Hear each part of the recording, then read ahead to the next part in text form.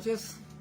En historias como estas, en donde se enfrentan el bien contra el mal, tenemos siempre el o los héroes y el o los villanos, que son los dos bandos antagonistas.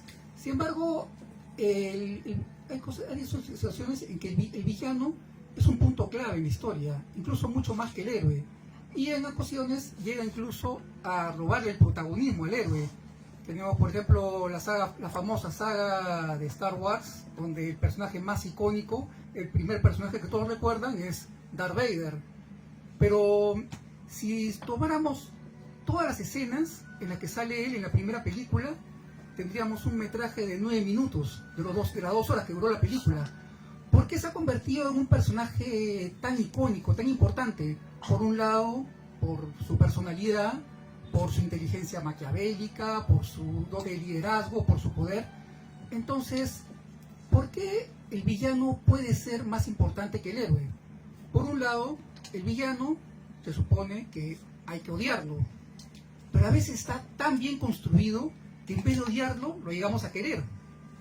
Pero otro punto importante es que mientras más grande y más poder, porque en una película del bien contra el mal tenemos el viaje del héroe, como una persona que pasa de ser una persona común llega a evolucionar, a convertirse en una persona poderosa.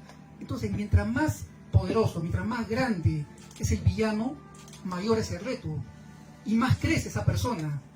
Mientras más complicados son los retos que tenemos en la vida, nos ayudan a crecer. Y tenemos en El Señor de los Anillos como Frodo y Sam llegan a evolucionar, incluso Merry y Pippin también, que pasan de ser el alivio cómico a convertirse en jefe de sus propios clanes. También, incluso, un villano también depende si la historia llega a ser buena o mala. Cuando el villano tiene una motivación, tiene una razón de ser, tiene algo que lo guía. Por ejemplo, personalmente, a mí no me gustó la película Halloween. Un tipo que mata a su hermana a los 6 años, porque sí, se escapa para seguir matando, porque es el mal puro. Nada más. O sea, suena a eso de que si ven algo así, lo hizo un mago. Ya está. O sea, si mata el villano es porque está loco. O sea, no hay giro en la trama, no hay desarrollo, no hay nada. Es así. Entonces, la motivación de un villano depende mucho también de cómo se va desarrollando la historia. Y hay villanos también que son carismáticos, que no lo crean. Tenemos, por ejemplo, la competencia de Señor de los Anillos, es la famosa saga Canción de Hielo y Fuego, mejor conocida como Juego de Tronos. Tenemos entre los malos, tenemos al enano Tyrion Lannister. Es un villano al comienzo, pero todo el mundo lo quiere. Es el personaje que más fans tiene. ¿Por qué? Porque tiene carisma, tiene inteligencia, tiene personalidad, tiene sus motivaciones, y la gente lo llega a querer bastante. Entonces, esas son precisamente las características principales de un villano: su personalidad, la manera de presentarse, la motivación. Incluso también cuando es una persona inteligente, maquiavélica. Tenemos en El Señor de los Anillos, e incluso en Star Wars, tenemos a Darth Vader, que destruyó el mal, a la persona más mala, donde el héroe estaba a punto de fallar. Y eso lo vemos también en la obra de Tolkien, cuando Frodo está a punto de destruir el anillo, pero al final no quiere, se lo quiere quedar, y ahí es cuando Sméagol, no Gollum, Sméagol recapacita, se da cuenta de lo que hizo, deja que Gollum le quite el anillo como sea, ya que le arranque el dedo como sea, y es Sméagol quien en un último acto de redención provoca el resbalón con el que destruye a Gollum y el anillo. Es decir, que la misión ya estaba condenada al fracaso, pero al final tuvieron éxito porque Sméagol en un último momento decidió inmolarse. Y teníamos la motivación de Gollum, que era recuperar el anillo, y Sméagol, que simplemente estaba dominado por Gollum. Tenemos también otras motivaciones, por ejemplo Sauron, que quería triunfar donde Melkor había fallado. Los que no conocen a Melkor era más malo que Sauron, era el diablo, que él hizo estrago en la música de los Ainur. Cuando los seres celestiales creaban al mundo con la música, él empezó a desafinar y a hacer estrago cuando quería formar la primera banda de black metal. Y tenemos a... Pero no desafinar, por favor, es a introducir disonancias. Eso. Algo así.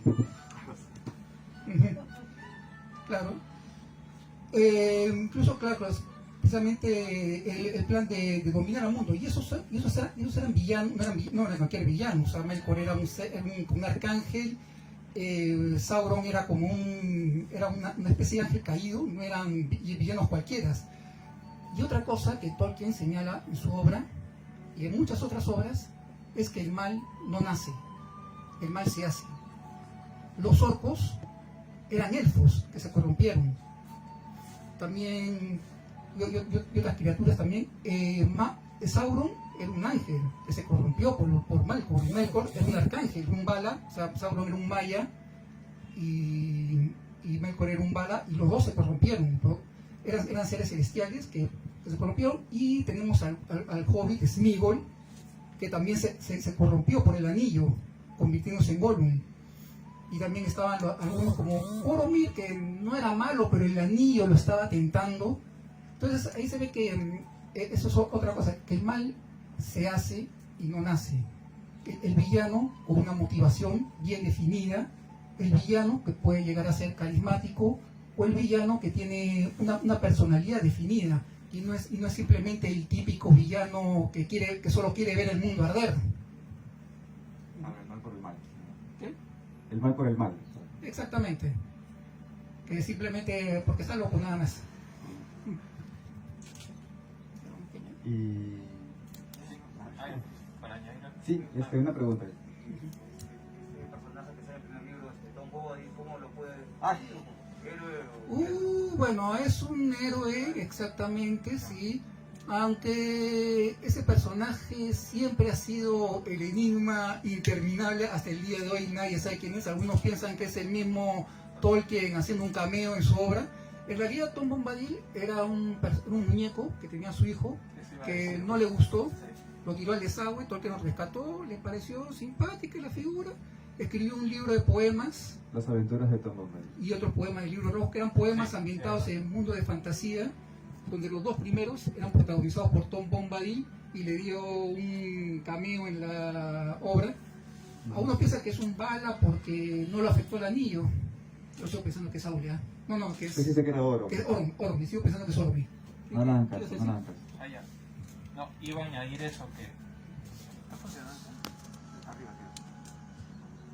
sí, que hay una teoría que el osito de peluche que estaba en el cuarto de Christopher y de los hijos, cuando Tolkien les narraba las historias del Hobbit, cartas a Papá Noel, todo lo que él les cuenta, con lo que ellos crecen, el osito, ese era Tom Bombadil. Esa es una de las teorías.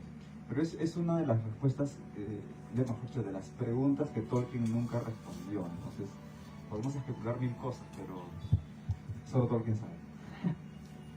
Y con respecto a teorías que van cambiando también en la vida de Tolkien, de hecho, hacia el final de su vida también abandonó la teoría de que los orcos eran elfos corrompidos, porque decía que ningún ser podía tener esa capacidad de corromper a toda una especie y a sus generaciones venideras.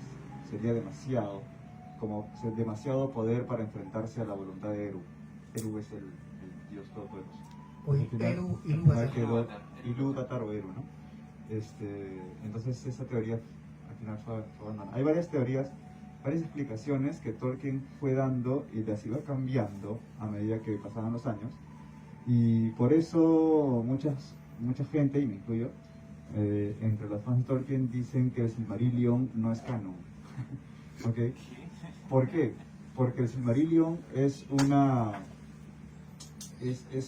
recopilación de Christopher Tolkien que hizo muy tempranamente.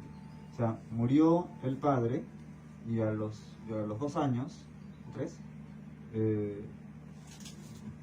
4 años después, saca el Silmarillion, el hijo, con la cantidad de cajas y manuscritos que le había legado del padre. Entonces, ¿no era que ya lo tenía, pero le faltaban unos ajustes? No. Tenía varios fragmentos, varias cosas, pero no está bien. Y si ustedes leen el Silmarillion se dan cuenta de que está compilado un poco a la mala, ¿no? Es algo desordenado, e incluso hay como que cosas que se repiten aquí y allá. Y luego, cuando ustedes puedan revisar la historia de la Tierra Media, que es toda una colección de análisis de los manuscritos hecho por Christopher Tolkien, ¿no? Y luego los hijos de Húrin, la caída de Gondolin, Beren y Lúthien, en fin, la naturaleza de la Tierra Media que recién salió. Todo eso les va revelando cómo es que, ya con mayor detalle, Tolkien fue variando las versiones a lo largo de la vida y encontramos cosas en las versiones definitivas que son distintas a como están en el Silmarillion publicado en el 77, ¿no? Entonces, por eso digo, el Silmarillion no es canon en realidad, ¿no? O sea, no es la versión definitiva que había en la mente de Tolkien. Y esto, si él seguía viviendo unos años más, probablemente habría cambiado aún alguna otra cosa más. Por eso es que demoraba tanto en publicar, porque era muy detallista y perfeccionista y no, mejor esto así, no, mejor Y esto eso que así, no, Silmar- mejor esto. En fin. Y eso que el Silmarillion es una versión mejorada, Hoja de Níger. y eso que es una versión mejorada del libro Los Cuentos Perdidos, que es lo primero que escribió Tolkien. Ah, no, de hoja de Níger, eso es muy bonito. Ah, Hoja de no Níger. tengo tanto. Bueno, No te lo- es este... Bueno, era de un pintor. ¿Hay? ¿no? ¿Tienen? No sé si tienen hoja de La hoja de Níger. Níger lo tienen por ahí.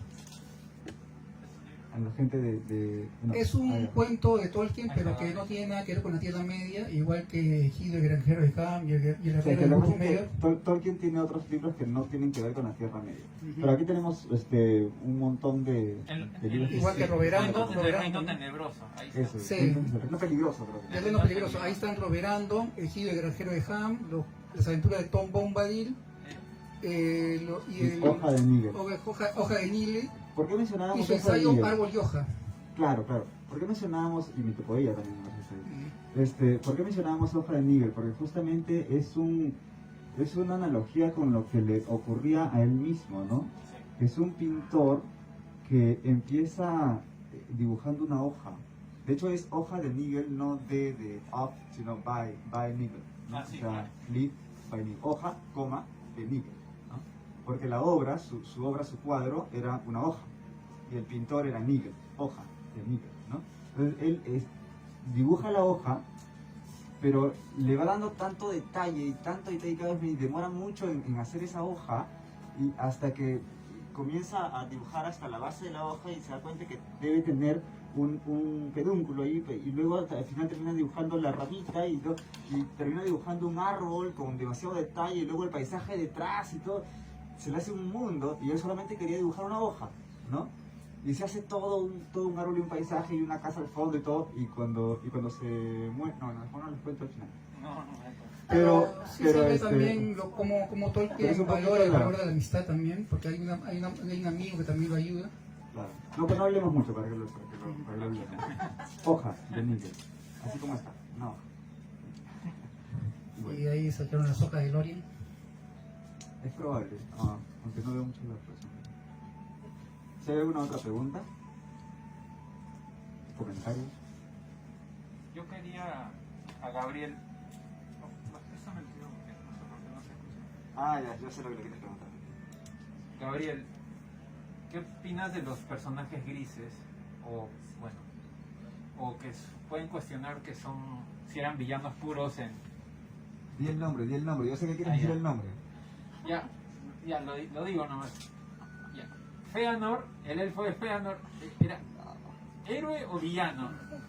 ¿Lo amas o lo odias? Tú, a ver, Bueno, pero Feanor susténtalo siempre, bien, ¿eh? bueno, siempre ha habido discusiones respecto a Feanor. No, Feanor es bueno, Feanor es malo. Bueno, en realidad Feanor no es precisamente un villano, pero sí es una persona que está muy equivocada y ha cometido muchos errores muy cuestionables, pero no es que estuviera él del lado de Melkor. Pero sí, es una persona que la verdad no era precisamente una persona de bien. Pero justamente los personajes grises son los que más le gusta a la gente. O sea, no el bueno bueno ni el malo malo, pero sí, claro, no era un villano, pero sí era una persona que tomaba malas acciones, muy malas acciones, eso sí. Pero Un Feanor, poquito. Claro, pero tampoco es que representara un peligro para la humanidad como lo fue. No, solamente es para todos los Bueno, elfos. sí, eso sí. Sí.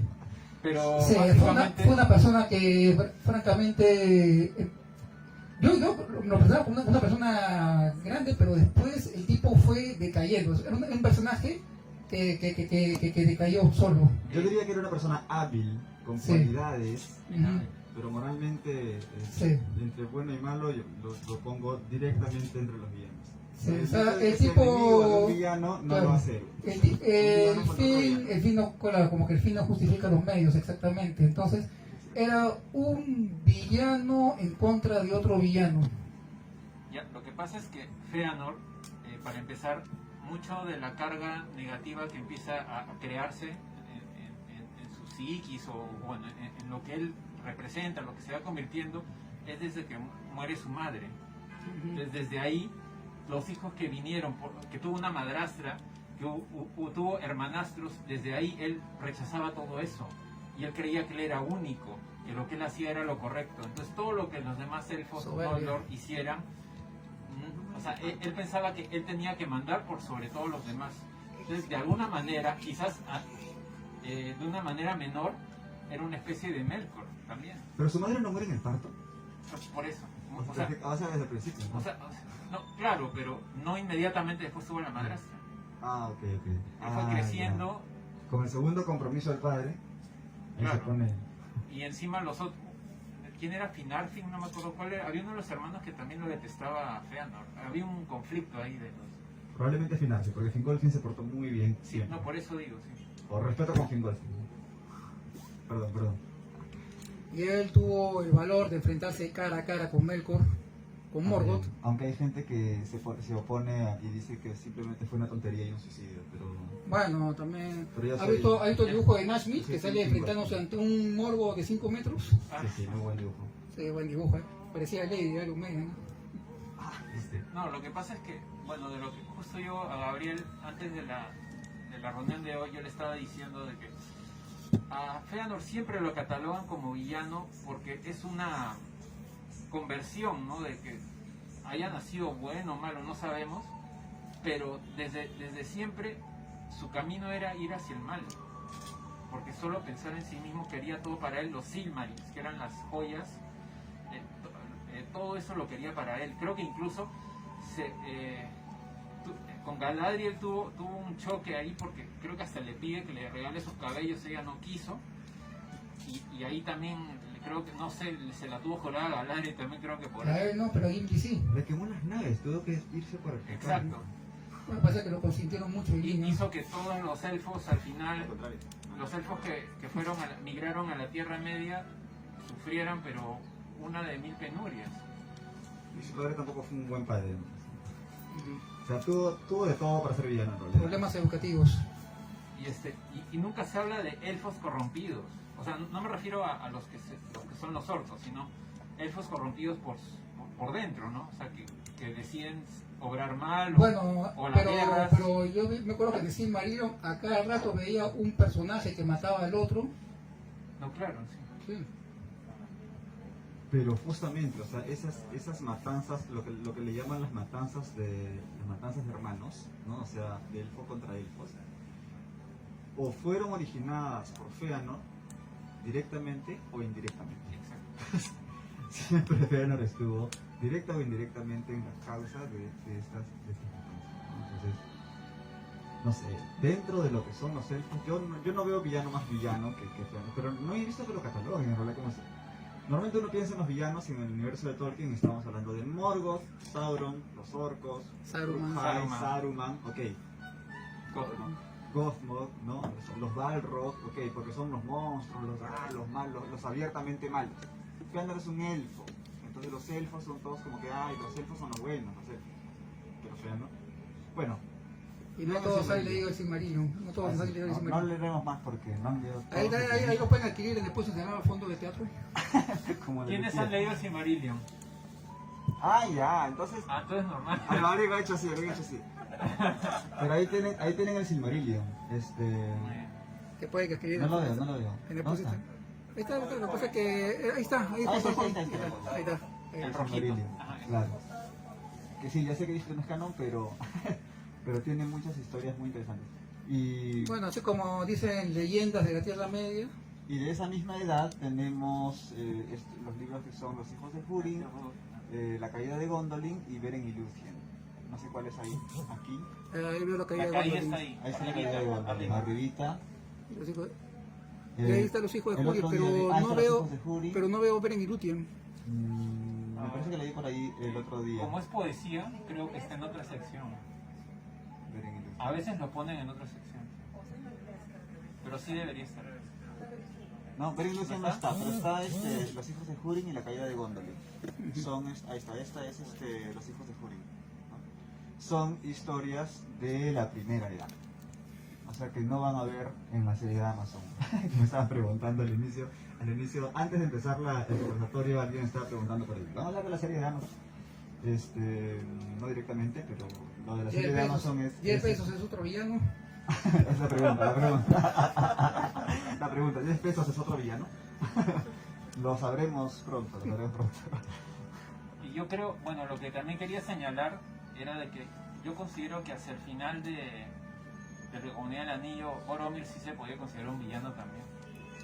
Lo que pasa es que luego él trata de justificar Bueno, lo que hizo. creo que Peter Jackson cuando dirigió El Hobbit también fue un villano.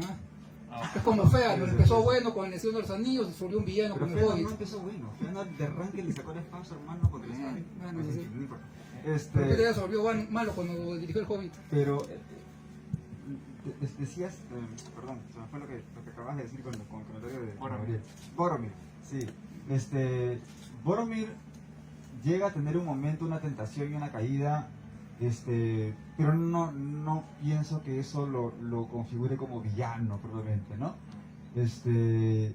Es más, en el libro, a diferencia de la película, termina muy mal Boromir, ¿no? O sea, en la película por lo menos hay un diálogo con Aragorn donde le dice yo te habría seguido, mi capitán, mi rey, no sé cuántos, entonces como que se redime, ¿no? En el libro las últimas palabras de Boromir son he fallado, nada más, he fallado, he fracasado, y Aragorn le da todo el discurso y nada, y se muere, o sea, no hay la respuesta positiva de Boromir que Peter Jackson reivindica en la película, ¿no? Termina súper frustrado y fracasado, deprimido. Es una muerte muy, muy fuerte, ¿no? La de Boromir en el libro, que luego Peter suaviza, ¿no? En la película con esa pequeña redención final, pero no le diría villano yo, ¿no? Yo diría que fue un hombre noble, que fue un héroe y todo, y recuerda al final también, falla y recuerda termina la motivación. Él no confundido quería, por su propia pero por su recuerda propia falla. la motivación. ¿Por qué quería el anillo? Para vencer a Sauron con él. O sea, ambicionaba el anillo, pero lo quería como un arma claro. contra el enemigo, ¿no? Para Claro, defender a esa su fue su pueblo. motivación. No es porque él quería hacerse poderoso, pero claro, sabían que el anillo los podría tentar si está en sus manos. Y no solo eso, sino que Boromir, él se ve como pronta, futura cabeza, digamos, futuro senescal, ¿no? De un reino que está prácticamente como bastión de toda la Tierra Media. O sea, dice, si no fuera por nosotros que estamos ahí al costadito de Mordor luchando, pecho contra pecho, ¿no? La Tierra Media estaría, no saben cómo, ¿no? Ustedes están acá muy tranquilos en el norte, ¿no? Cultivando y bailando, y no saben lo que nosotros estamos pasando en el sur, al Por si costado de Mordor. acaso, Theo no estaba resentido con Gondor. Eso fue para dar un poco de tensión a la historia. Ya, bueno. Yo quería agregar algo. Lo que sucede es que Tolkien también da a entender, o sea, por un lado, que si un objeto maligno o que es en cierta manera es la esencia del mal puro que es Sauron en el anillo, y que por otro lado Tolkien quería demostrar que cualquier ser puede ser corrompible si quiere dejar de ser uno mismo, o sea, quiere abandonar su naturaleza, está descontento con quien es, quiere ser algo mejor, valiéndose de un objeto que lo va a engrandecer. O sea, en realidad va a potenciar un montón de cosas de la persona, pero desde el momento que acepte el anillo para usarlo, o para quererlo, para posesionarlo, ya pierde su naturaleza intrínseca. Entonces, por eso es que se menciona mucho que solo Sam, Gandalf y Galadriel son los únicos que resisten y deciden quedar. Galadriel, cuando rechaza el anillo, dice: seguiré siendo Galadriel. O sea, no es que es conformista. Incluso es cuando... Quiere seguir siendo ella misma.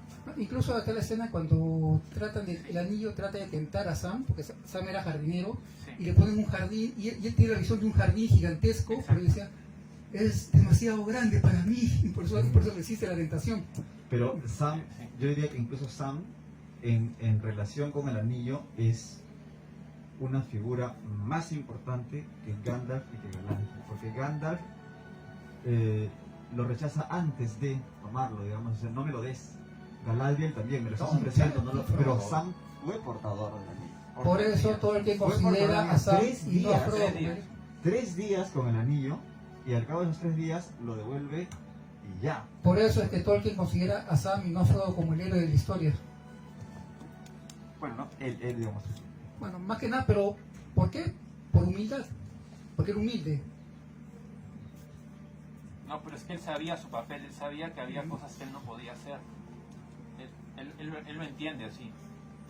Por eso yo pienso de que, bueno, es un heroísmo compartido, o sea, no es que uno Claro, solo claro. es el héroe, ¿no? Ajá. Yo también lo veo así, es un heroísmo complementario. Bueno, y ya mencioné el aporte que hizo Smigol. Tenía una relación como de amo, ¿no? Y siervo, ¿no? O sea, pero no como ahora entendemos, ¿no? Como hace, no sé, 600 años, 300 años, cuando viví esa época, de algo de fidelidad, ¿no? De amistad. Ajá. Digo, eso es lo que entendí de Claro, claro.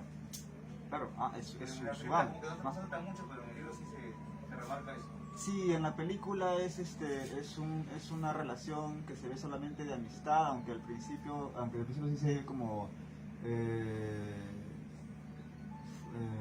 no sé si le dice Mr. Frodo o algo así. Sí, No, Mr. Frodo, no le dice Frodo de frente, no es Mr. Frodo. Entonces hay una cierta relación vertical, pero cada vez es más oh Sam, oh Frodo, y eso, ¿no? Sam, my dear Sam. Eso, my dear Sam. Entonces ya casi un romance, ¿no? Y incluso en el cine se escuchaban, bueno, eso ya también depende de cada cine, supongo, ¿no? Pero en el cine cada vez que había una escena entre Frodo y Sam era entonces como que cállense las bocas, por favor. Bueno, ¿No? al final Sam Pero- se casó y tuvo 13 hijos. Claro, pero sí. Pero el asunto es que es también cómo se presenta la imagen, ¿no? Porque siempre, y la miradita y esto. Entonces obviamente en el cine, todo el mundo se va por otro lado. Pero en los libros hay una relación que va fortaleciéndose desde la parte vertical de amo y criado, ¿no? A la parte más horizontal de amistad profunda y de entrega por el amigo, ¿no? Que es muy fuerte y muy rico. Sí, Nelly. una pregunta. Hola Francisco, ya, lo que pasa es que yo quería preguntarle a cualquiera, más que a Gabriel, bueno, a mí el que más me ha sorprendido y me llamó la atención fue Saruman. Entonces Saruman, ¿por qué crees tú que se corrompió? ¿Qué pasó con Saruman? ¿Por qué se cambió al bando enemigo? Eso fue lo que- Por soberbia, seguro. Para O empezar sea, tenía la Palantir, pues. Claro, él chateaba con Sauron a través del Palantir. Y Sauron, perdón, a Sauron Gandalf le decía, nunca sabes quién está al otro lado del Palantir. Y eso fue también lo mismo que hacía Denethor. En la película Claro. no sale, pero Denethor chateaba con Saruman en la torre que tenía al lado del Claro. castillo. No, pero la diferencia es que a Denethor le empiezan a prometer cosas y también le predicen lo que va a ocurrir, entonces él se está anticipando o se está resignando al rol que le tocó. En cambio Saruman o bien quería ser la mano derecha de Sauron o quería ser el mismo Sauron. Claro. Los dos tienen más o menos la misma visión al inicio, es decir, Sauron es invencible, Claro. Sauron va a ganar, pero la reacción de Denethor es, ok, ya fuimos, me resigno, no, todo se desgració, pesimismo, etc. Y la reacción de Saruman es, ok, me le uno. Saruman quería triunfar donde Sauron falló, mientras que Sauron quería triunfar donde Melkor falló. Aunque en el caso de Saruman todavía no había fallado Sauron, ¿no? Entonces es como, quiero aprovechar de unirme a aquel que va a vencer. Yo estoy convencido de que él va a Eso- vencer, voy a unir a él y si se puede lo voy a suplantar, ¿no? Eso pudo haberse dado también cuando Sauron regresó como el nigromante. Claro, Claro, porque de hecho Saruman ya estaba corrompido desde mucho antes. Lo que pasa es que recién se revela En esos 60 años. claro, Ujú. se revela cuando lo aprisiona Gandalf. Pero Sauron falló cuando quiso regresar como el nigromante. Ah, ok. Bueno, no lo sé. Yo creo que fue una retirada estratégica, digamos. Porque se estaba armando en Mordor, ¿no? Y además, Saruman ya tenía noticias del anillo. Y lo que hacía era retrasar y desviar la atención en el Concilio Blanco, ¿no? Decía, no, ya el anillo está perdido para siempre, pero él seguía buscando. O tenía sus Solo. propios intereses y quería Exacto. que el Concilio Blanco vaya por otro lado. Claro, esa es la idea, ¿no? Él decía, yo voy a conseguir el anillo, o me uno a Sauron o lo suplanto, pero la gente del Concilio Blanco, es decir, Gandalf, Galadriel, etcétera, no van a estar de acuerdo. Entonces simplemente les digo, no, el anillo único ya se perdió para siempre, Sauron no es un problema, el nigromante debe ser un maguito por ahí que está haciendo sus cosas, después no se Y ponga no le con tenía, él, y no le tenía mucho cariño a Radagast. ¿no? Y no le tenían su caída raras, entonces hasta que ya se hace insostenible el asunto del nigromante y el concilio por fin decide atacar, ¿no? Entonces como Exacto, que sí, Saruman dice ya no los puedo pasear más tiempo, ¿no? Entonces ya está bien, vamos a atacar, porque encima Saruman era el jefe del Concilio Blanco, ¿no? Porque era el más poderoso. Entonces ya ahora sí, vamos a atacar. Y cuando van a atacar se dan cuenta que el nigromante era precisamente Sauron, ¿no? Exacto. En busca de su anillo. No, Y cuando- pero el anillo ya se perdió, seguía Saruman. Y cuando ¿no? Gandalf fue a verlo, él dejó de ser Saruman el blanco y se autoproclama Saruman el multicolor. Ajá. Y que eso se pierde en la película. Pues. Sí. Pero Porque Vasquez se lo tomó en cuenta. lo que pasa es que se ve como blanco, como sabemos que el blanco es, gracias a Newton, sabemos que el blanco es de todos los colores. Claro. Entonces él lo que hacía era mover, y ahí cuando le dice Señor Saruman el multicolor, Gandalf se percata de que su blanco era en realidad un blanco, ¿cómo se puede decir? Como la arena. No o era sea, el blanco más blanco. Como era, El blanco más como blanco. disgregado, ¿no? Como disgregado en todos los colores, ¿no? Sí, eran partículas de un montón de... Exacto, partículas de un montón de colores que hacían una especie de blanco brillante, un falso blanco, ¿no? Y por eso No cuando usó así. Gandalf vuelve y como Gandalf es blanco y le dicen Gandalf, sí, así me llamaban, ¿no? Antes era el gris. Claro, porque en el libro, y no recuerdo muy bien cómo era en la película, pero en el libro piensan primero que es Saruman, ¿no? En el libro también, ¿no? Piensan que es Saruman y creímos que era Saruman. Y él dice, bueno, sí, soy Saruman. O soy como Saruman debió haber sido. Porque Saruman era Saruman el blanco y ahora él es el blanco. Sí, soy Saruman. Soy la versión correcta, digamos, de Saruman, ¿no? Y claro, me decían Gandalf, ya recuerdo, ¿no? Gandalf el gris, ahora soy Gandalf el blanco. Pero también Saruman tiene un tema ahí que no se explora en las películas, justamente cuando cuando Gandalf le destruye su vara, ¿no? Cuando él Saruman, tu vara está rota. rechaza ser capturado o ser sometido, la mayor humillación era inclinarse ante Gandalf por el tema de que ahora era superior a él, pues, ¿no? Bueno, obviamente era... Bueno, y lo después habían puesto en vemos ese rol. a Gandalf en el exilio. Saruman. en el exilio. Lo que pasa es que en la película viene esta muerte que se ve en la versión extendida, ¿no? De la muerte de Saruman, que es En la torre de... que queda empalado abajo, ya, olvídense, ¿no? O sea, si leyeron, han leído, ¿no? Supongo el Señor de los Anillos, todos el libro, porque saben perfectamente que no fue así.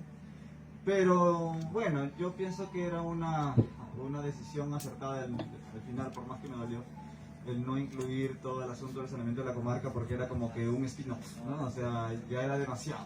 Había muchos finales ya de El esa medio película para que audiovisual es muy diferente al medio encima pudiera, audiovisual. claro, el medio audiovisual es muy distinto ya para que se poner el saneamiento de la comarca, pero es un tema muy interesante y ahí vemos también el verdadero final de Saruman, ¿no? Siempre, si yo estoy aquí y quiero dominarlo todo, ¿no? Y luego caigo acá, voy a buscar a quién puedo dominar a ese nivel, Siempre ¿no? quería dominar a seres que él consideraba inferiores. Claro. Y Y lo- luego vienen los hobbits y lo expulsan, ya es la peor humillación, ¿no? O sea, se va así arrastrando. Aunque eso fue también porque a Bueno, Grima lo maltrataba. Grima era el que se arrastraba, literalmente. Claro, o sea, ya no puedo ni con los hobbits, entonces abuso de Grima, que es el único que está más rastrero que yo, ¿no? Y hasta que Grima ya no aguanta y joder, ¿no? Entonces va cayendo de escalón en escalón, Salomón. No, y de hecho hay uno más que cuando muere, su espíritu, como son seres, o sea, ya sobrenaturales, o sea, en realidad su esencia, su alma, su espíritu sigue ahí y puede ejercer una influencia. Entonces lo que hace es Mangue, ¿no? Si no me equivoco, Mangue va y lanza su soplido y dice, no, tú te vas. Y le echa, porque era como un espectro, era una figura que igual iba, así como el nigromante iba a ejercer algún daño todavía, porque él tenía rencor ahí todavía. Entonces lo expulsa, no, tú te vas. Se visualiza el espíritu y luego se deshace, ¿no? Sí, sopla y, bueno, o sea, sigue existiendo Saruman, pero ya difuminado, o sea, ya no puede volver a ser lo que era. Bueno, incluso cuando cae la torre de Mordor, también como ven como una sombra gigante difuminándose. Eso no se ve en la Eso fue apoteósico.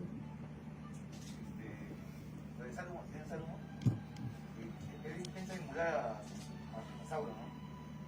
Pero y él incluso crea una raza, ¿no? Los Uruk-hai. Que da a entender en el libro que es un cruce entre orcos y humanos. Algo así como que alteró orcos con ADN de humano y viceversa, o sea, se adelantó los tiempos de la genética. Mezcló lo mejor de las razas de los orcos. Bueno, en temas genéticos. Claro, los orcos andaban encorvados, mientras que los Uruk-hai andaban... No, y eso de que los sacaba de esos capullos para A que Hitler- nazcan a en Hitler le gusta pocas documentar. horas, los empollaban Sí. y salían y ya eran adultos, ¿no? Para pelear. El libro narra los capullos, nos dan a entender que como que era un cruce entre los hombres salvajes, ¿no? También. Con los orcos, ¿no? Habla de semiorcos, habla de los trasgos, habla de trasgos que son los goblins y los orcos y Los los que estaban en semiorcos. Moria, Sí. que eran más pequeños y más encorvados. Hay un problema también con los términos que se usan en inglés, porque de una edición a la otra cambió también de opinión y hace Sí, su como- prefacio para explicar los términos, ¿no? Bueno, sé como en la versión española del Hobbit, Bilbo le llama su espada dardo, pero en realidad se llamaba Sting. Sting, o sea, ¿cómo se llama? No, en el Hobbit, Aguijón. aguijón en el Ajá. Hobbit, pero después Ajá. es dardo en el Señor de los Anillos. Ajá. Claro, traducciones. Bueno, pero eso es con traducciones, ¿no? De las traducciones no vamos a hablar mucho. Porque está bien notado. Bueno, en realidad podríamos hacerlo si permitieran hacer lo que, bueno, a mí un profesor me enseñó una vez en España también, de que cada 30, 35 años se recomienda hacer una retraducción de la obra original. Claro, porque la sensación no es la misma. O sea, muy aparte del tema del lenguaje, correcciones, o bueno, ahora las nuevas ediciones van a salir con índice de canciones, pero Ay, qué bonito. hay cambios mínimos que se pueden ir puliendo, ¿no? Sí, obviamente sin desmerecer la obra original. Claro. Entonces, además que, como tú bien dices, Como o sea, francés, los nombres propios. Y- claro, el francés cualquier es cosa. el mayor ejemplo, o sea, el francés sí se mejoró a sí mismo, porque mejoró los nombres del francés. De la primera edición a la segunda edición, la primera edición es cualquier cosa. Y la segunda edición ya Exacto. es más decente. Ponen Frodo Besac Sí, y sí, lo sí. cambian a Saquet, porque Saquet, o bueno, sin la T, Saquet, ¿Por saqueador? que es Ah, este, no, ese es Bilbo. No. ese es Bilbo. El bolsón. Ujú. los nombrecitos, bueno, los franceses sí traducen, ¿no? Más juegan con las palabras que nosotros incluso. Bueno, ¿qué me dice de portugués que a trancos le decían paso largo? Ah, bueno. Lo que pasa también es que cuando empezaron a haber traducciones del Hobbit, todavía no tenías el Señor de los Anillos. No sabías cuál iba a ser toda la repercusión de cada personaje, de cada, ¿no? de cada cosa. Y entonces a veces simplemente lo iban traduciendo así como se podía. Y después, cuando ven toda la envergadura de la obra, dicen, no, esto no estaría bien traducirlo así, sino mejor así, qué sé yo. Hay que ver qué tan antigua es la traducción, ¿no? Si la traducción se hizo entre el Hobbit y los Anillos, o son traducciones más modernas. ¿Alguna otra pregunta quisieran hacer? O, Sí, yo tengo una pregunta que bueno, la respuesta va a ser ya más de índole personal, pero me gustaría saber cuál es el personaje, si es que se puede, ¿no? Uno o dos a lo mucho, su personaje favorito de todo el universo Tolkien y por qué. O sea, ¿qué rescatan de este personaje o qué les parece magnánimo de ellos para que sea su personaje favorito?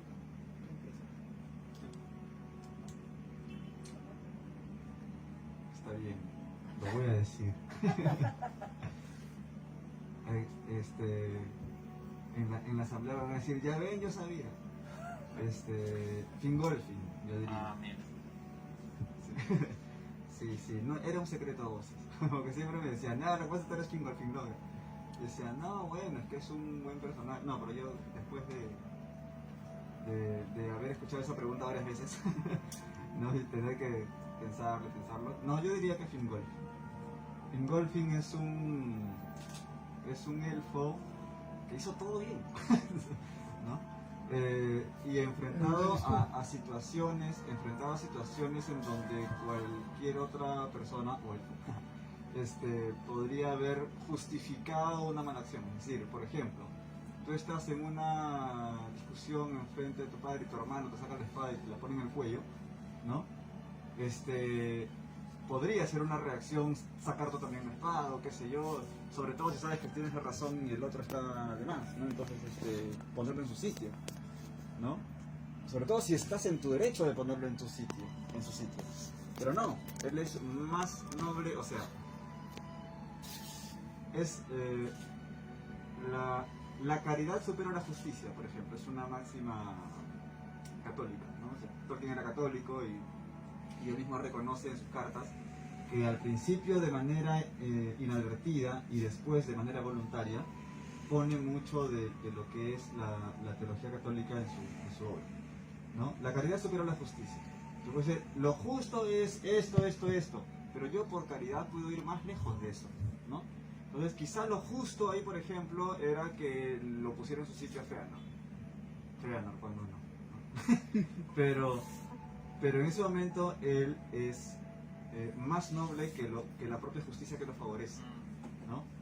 Y habla con mucha humildad y se retira, ¿no?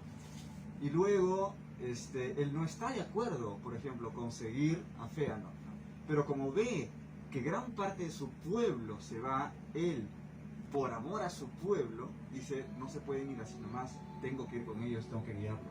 Son mi pueblo, yo soy su rey. Y a pesar de que no está de acuerdo con la huida, con el autoexilio de Feanor, su capricho, ¿no? Él me aso yo cuando hablo de Feanor, ¿no? Entonces va y lo guía. Él no se mancha las manos en la matanza de Colonde, él va a seguirlo, y cuando Feanor, otra vez, le quema las naves, Fingolfin va y guía al pueblo por el paso de Helcaraxe, ¿no? Y llegan, o sea, y cuando están en Beleriand y los ejércitos de los elfos han sido rechazados y todos están, digamos, ya perdiendo las esperanzas y están todos pesimistas, él va y solito se le enfrenta, o sea, va, cabalga hasta Fangorodrim y le toca la puerta a Melkor para que salga a luchar con él. Él sabe que va a perder. Y por eso es que dicen, ay no, eso es una tontería, fue una estupidez, fue un suicida, él debió quedarse acá para seguir guiando a su pueblo. No, él sabe que va a perder, ¿por qué? Porque si sigue simplemente guiando a su ejército, es un ejército más y tarde o temprano pierden la moral. Claro. Pero él va y se le enfrenta y lo hiere. Ya herirlo es una super hazaña para un elfo contra un maya, ¿no? Y gracias a eso es que le baja la moral al ejército de Morgoth y recuperan la moral los ejércitos élficos. Y al grito de Fingolfin, los orcos temblaban, ¿no? Y cerca de la tumba de Fingolfin, los orcos no se acercaban. O sea, es una cosa impresionante aún después de muerto, ¿no? Así que no diga Fingolfin, no diga.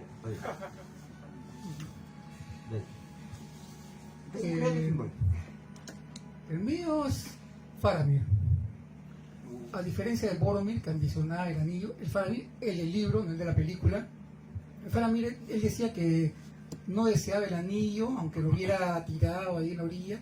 Entonces, es algo así como una persona que no piensa como los demás, que que no siga reuniones, sino que él tiene sus principios y le hace más caso a sus principios que a lo que seguir y repetir lo que piensa la mayoría. No, necesitamos el anillo para conquistar, para derrotar a Sauron, pero no, yo sé que eso es peligroso.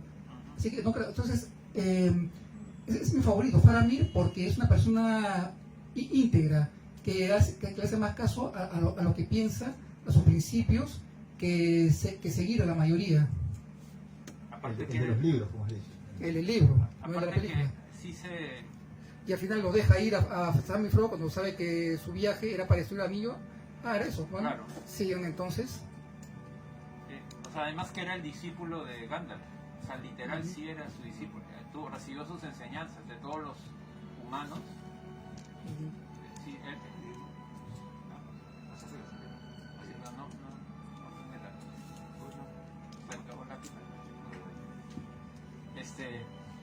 o sea, Faramir sí era... No, sí, sí. Era de verdad, o sea, era para respetarlo. O sea, quizás, es que justamente ahí es el brains and brawn, que es en inglés, ¿no? Que es o sea, el cerebro y los músculos. O sea, Boromir era el epítome del guerrero y Faramir más bien era la inteligencia. O sea, también sabía pelear, pero no era como... Pero él tenía otras artes y creo que por eso su padre no lo sabía valorar, ¿no? Pero bueno, en mi caso es un poco más complejo responder cuál es el que me gustaría más. Pero si tuviera que elegir a dos, por un tema personal, o sea, a mí me gustaría en cierta manera ser como Bilbo, por lo que él hizo, no tanto en la aventura, sino después, que él rescata las escrituras de los elfos, aprende el Quenya, o sea, se dedica a registrar toda la información y produce libros, ¿no? Esa parte me parece bonita, y se aísla por un tema de que los demás no comparten lo que él piensa. Puede ser un erudito, luego se va a hablar con los elfos, con los enanos, o sea, rescata todo lo que... Creo que ni los mismos hombres hacían eso, salvo los de Númenor. Los hombres ya, la parte... En Gondor había más chicos, ¿no? No, claro, pero eran... Yo hablo de... Ya son exiliados los Númenorianos y están los senescales. Ya no hay esa pasión por lo académico o registrar, ¿no? Los compendios de los textos, y porque mucho de lo que Bilbo relata, sobre todo en la Comunidad del Anillo, hay poemas, hay canciones que él ha recopilado que son del Silmarillion. Entonces era el conocimiento que podría decirte que su aporte, o él era una especie de Christopher también, Christopher Tolkien, que recopila lo que ya se hizo, pero para que los demás lo disfruten, lo tengan. Y mi otro ser favorito, personaje, es Guayhir, que justamente es el nombre que yo adopté, porque me encanta, o sea, porque es si bien es cierto, sería un facilismo que a cada rato él vaya en rescate de Gandalf, de los hobbits, de los humanos, ¿Por qué las águilas no llevaron el anillo? pero sin embargo él sabe en el momento que debe actuar. Y además Gandalf, me acuerdo de la parte donde él se comunica con Guayhir y va para rescatarlo porque sabe que Saruman está haciendo algo malo. Guayhir. Entonces, cuando Guayhir va y lo salva, que es una escena muy bonita, el libro calca bastante la ilustración original, que creo que es de Howe, no me acuerdo. Bueno, que salta de la torre y lo rescatan y se van. Y que lamentablemente en las películas no habla, pero igual, o sea, por eso digo que sería una dualidad, o sea, si tengo un ser que habla, Cierto, no había películas. que utiliza el intelecto, y el otro que es el amigo, el compañero, que me parece un ser, creo que de las criaturas, así como, bueno, no sé si alguien acá es fan de Harry Potter, como los animales fantásticos, de repente uno se asocia con un personaje, o de Harry Potter, que a mí me gustaba el búho de Harry, pues, que también es un búho, ¿no? Compañero. Bueno, ya una leche. Hedwig. Gracias. ¿Guayhir es un águila o es un águila? No es un animal, ¿no? Es un maya también.